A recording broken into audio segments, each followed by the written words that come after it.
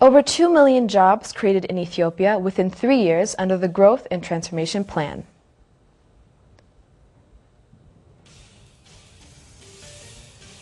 Egypt's interim cabinet discusses ongoing crisis in the country.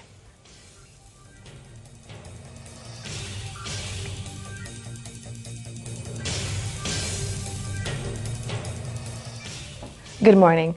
I'm Ida Salamun, and this is ETV News. Prime Minister Hailemariam Desalegn urged government universities to produce skilled human power to boost the industry sector.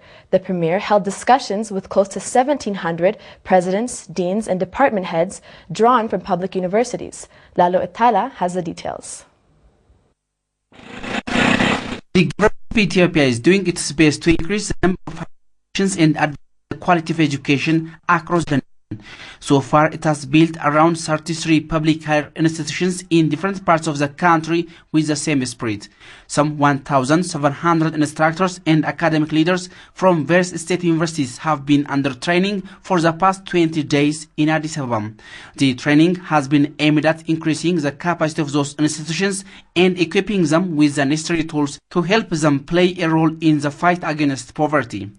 While wrapping up their training, the officials and academicians held discussion with Prime Minister Hailemariam Desalegn on issues related to teaching and learning in their respective institutions. Responding to queries raised by the trainees, the Premier said research being conducted at higher learning institutions should change the lives of people.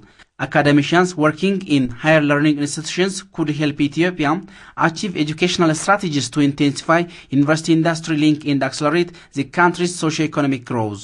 እና ትልቁ ትኩረታችን መሆን ያለበት የምናመርታቸው ልጆች ወይም ወጣቶች ከዩኒቨርሲቲዎች ሲወጡ በብቃት ይሄን ስራ መስራት. Every university has to establish a strong link with the industries, since the very fundamental assignment of higher learning institution is to pursue that demand. If they could create competitive human power, they are serving their best and can achieve their mission. The participants have asked the Prime Minister for his administration to facilitate the technology transfer from foreign institutions and other incentives, including financial support to own residential units. Hailemariam told the gathering that if public universities remain steadfast to beef up their capacity, the government is ready to provide various incentives to equip them with the required tools of teaching and learning. The Premier has emphasized that Ethiopia can only join middle-income economy if there is a national consensus among the public in general and academicians in particular. የጋራ ራዕይ ወይም shared vision ብዙዎች የሚሉትን ካልተያዘ በስተቀር Should we ensure our ambition of joining middle-income economy, then now is high time to discharge our responsibility with that spirit in mind. We have to build shared understanding to achieve the aspiration and extricate the nation out of poverty. For that to happen, you academicians have a vital role to play. ERT learns that the second round of the training for officials and instructors of state higher institutions is due to begin shortly. More than 2 million jobs have been created in Ethiopia over the past 3 years of the Growth and Transformation Plan. The Ministry of Urban Development and Construction says it is ready to provide 3 billion birr of industrial machineries through lease to micro and small enterprises this fiscal year to support the manufacturing sector. Habib Mohammed has more.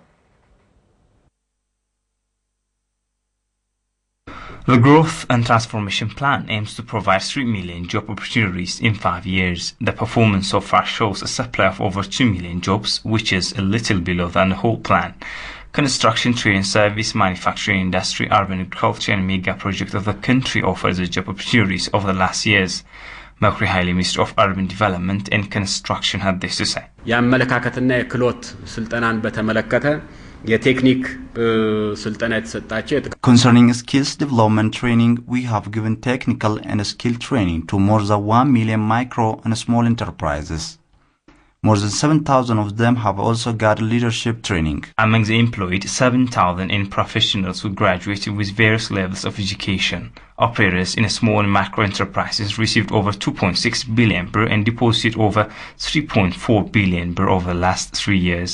The credit performance to small and micro enterprises is around 72%, while the saving is 35% more than the target. Micro and small operators were provided over 2,000 hectares of land for production and 3,985 places for shopping.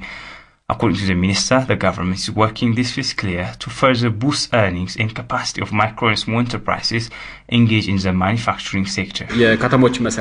In terms of urban construction and development, more than 893 kilometer cobblestone roads, 1,463 kilometer drainage structure, and 4,433 shops were built in this fiscal year. Provision of production machines through lease will be put in place in Addis Ababa and 4 major regions, which will later be replicated in all regions in the country.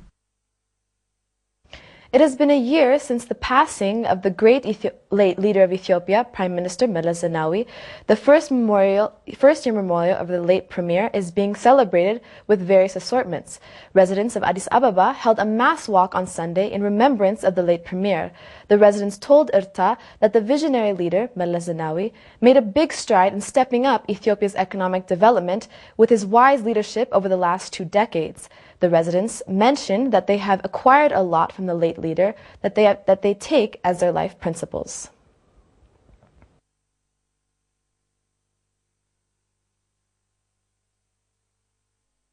In another development, Sudanese President Omar Hassan al-Bashir is scheduled to attend the first anniversary of the passing of late Ethiopian Prime Minister Meles Zenawi in Addis Ababa, which will start on the 20th of August. Meanwhile, Sudan will organize the first memorial service for the late Ethiopian Prime Minister on the 24th of August at the Friendship Hall.